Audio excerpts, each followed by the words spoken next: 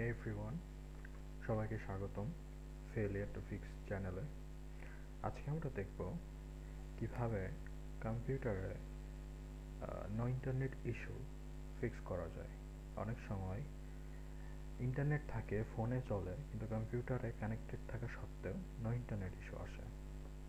তো এই জন্য আমরা প্রথমে সার্চ বারে গিয়ে সার্চ করব কন্ট্রোল প্যানেল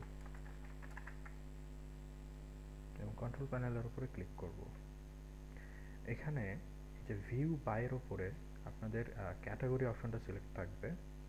আপনারা এখান থেকেও যেতে পারেন, আবার এখানে এসে লার্জ আইকনে ক্লিক করে নেটওয়ার্ক অ্যান্ড শেয়ারিং সেন্টার এখানে ক্লিক করবেন।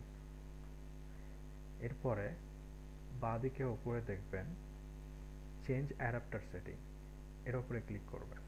একটি নতুন উইন্ডো পপ আপ হবে।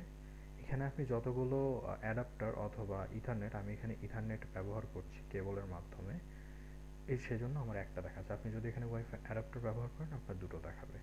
তো যে কয়টাই থাকে আপনি যেটা ইউজ করেন সবগুলোতে এই যে রাইট ক্লিক করবেন। রাইট ক্লিক করার পরে ডিসেবলে ক্লিক করবেন। ইন্টারনেটটা কিছু সময়ের জন্য ডিসেবল হয়ে যাবে। এরপরে আবার রাইট ক্লিক করে ইনেবলে ক্লিক করবেন। তাহলে কি হবে, ইন্টারনেটটা রিস্টার্ট হবে। কোনো সমস্যা থাকলে এখানে ফিক্স হয়ে যাবে।